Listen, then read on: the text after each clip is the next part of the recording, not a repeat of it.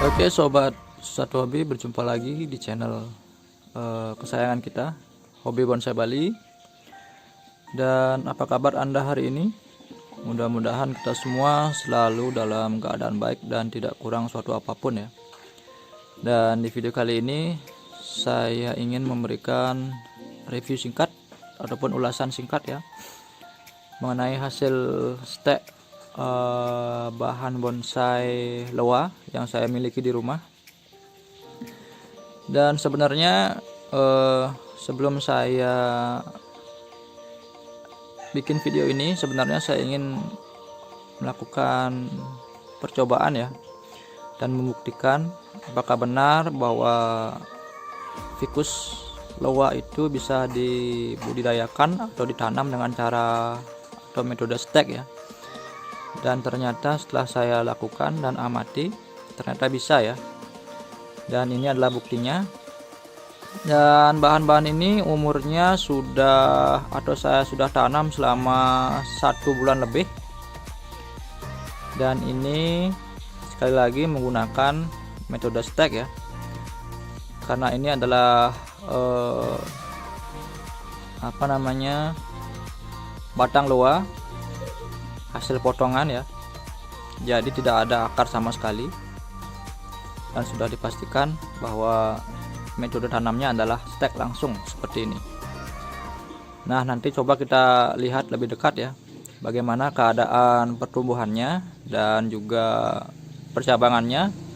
Apakah ada indikasi sudah tumbuh akar atau bagaimana? Nah, kalau memang sudah ada, nanti kita langsung akan buka sungkup ya.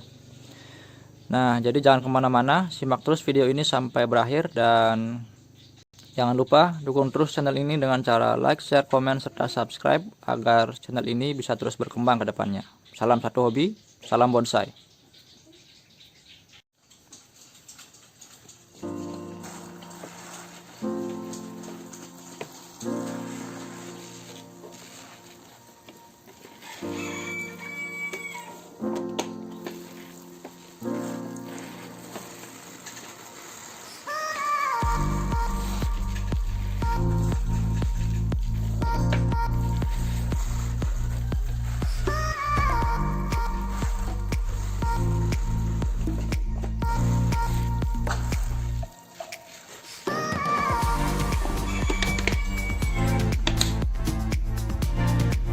Baik sahabat satu hobi, di sini saya punya 4 buah bahan ya.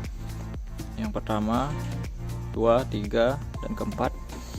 Dan seperti yang saya bilang tadi, ini adalah bekas potongan dari cabang-cabang loa, dan sudah saya tanam atau stek ya selama 1 bulan lebih ya, dari kira-kira pertengahan bulan Juli, dan sekarang sudah hampir akhir Juli ya. Nah, bisa kita lihat di sini pertumbuhannya ya, terutama yang ini pertumbuhannya sudah ya lumayan subur ya, lumayan subur seperti ini, dan banyak juga cabang-cabang yang sudah tumbuh di beberapa bagian batang ya. Dan saya rasa dari keempat bahan ini yang paling subur pertumbuhannya. Dan ini walaupun pertumbuhannya dari bagian bawah ya, tapi terlihat ya bagus juga. Nanti kita tinggal menunggu perkembangan pertumbuhan di bagian atas ya. Dan untuk bahan yang paling besar adalah bahan ini. Nah, ini dia. Ini adalah bagian batang yang paling besar, dan pertumbuhannya juga lumayan bagus.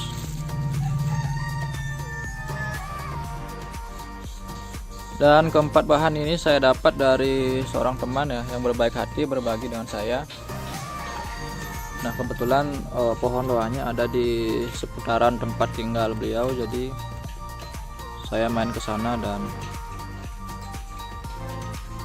saya diambilkan ya, kemudian dikasih sekitar ya 4 bahan ini. Dan ini adalah ukuran yang paling besar ya, kalau kita perhatikan. Nah, tangan saya aja sampai nggak muat. Dan ini kalau tumbuh, saya rasa bisa menjadi sebuah bahan bonsai yang bagus nantinya. Oke, kita akan lihat lebih dekat ya, apakah ada indikasi bahwa bahan stek ini sudah tumbuh akar ya. Kalau memang sudah tumbuh akar, nanti kita bisa langsung buka sungkup plastiknya. Nah, sahabat satu hobi, kalau kita lihat lebih dekat lagi ya, ini nah di bagian cabang yang tumbuh ya, sudah ada banyak sekali anak-anak cabang yang tumbuh seperti ini ya. Nah, ini dia, banyak sekali. Di bagian bawah juga ada. Dan di sini juga ada ya. Nah, ini mengindikasikan bahwa akar dari bahan ini sudah benar-benar bekerja ya. Dan bahan stek ini sudah bisa mencari makanan sendiri dengan akar ya. Jadi tidak mengandalkan kambium lagi pertumbuhannya atau mencari makannya ya. Karena kalau kita lihat berdasarkan pengalaman ya, kalau memang belum tumbuh anak cabang, berarti pertumbuhannya hanya baru mengandalkan kambium sebagai sumber makanan. Apalagi kalau kita perhatikan lagi ya, pertumbuhan cabangnya atau tunas-tunasnya ini berada di luar sungkup ya, di luar sungkup seperti ini. Dan bisa kita perhatikan juga di sini, ini berarti memang bahan ini sudah benar-benar tumbuh akar dan bisa mandiri ya, bisa mandiri dalam arti tanpa sungkup.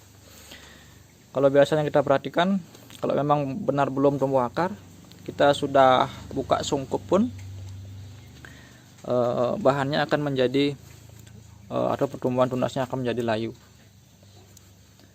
Nah, sedangkan ini sudah tumbuhnya sudah di luar sungkup seperti ini, dan ini juga, jadi sudah dipastikan tumbuh akar. Dan ini berarti sungkupnya atau plastiknya sudah bisa dibuka ya. Namun di sini ada satu bahan yang bisa kita lihat pertumbuhannya kurang bagus ya. Bahkan kalau kita bisa perhatikan, sama sekali tidak ada pertumbuhan tunas seperti bahan-bahan yang lain, seperti 3 bahan yang lain ya. Dan nah, ini dia pertumbuhannya, cuman baru sebatas ini saja. Sini saja ya. Nah, kecil dan kurang bagus. Kemungkinan besar ini masalahnya ada pada bagian bonggol sini, yang ada kemungkinan ini mengalami pembusukan ya. Karena kalau kita bisa lihat juga bagian atas juga cabangnya ada yang mengering seperti ini. Nah, dan menurut saya ini untuk hidupnya agak susah, persentase hidupnya kecil ya, karena keadaan fisik dari batang bahan stek ini memang benar-benar tidak bagus ya. Nah, ini dia. Tapi kita akan coba tunggu beberapa minggu lagi ya, karena bisa kita lihat juga ada satu tunas kecil yang tumbuh di bagian ini ya. Ini dia. Mudah-mudahan nanti bisa tumbuh dengan bagus. Kita lihat dulu perkembangannya, dan kita akan kembalikan ya plastik sungkupnya dulu.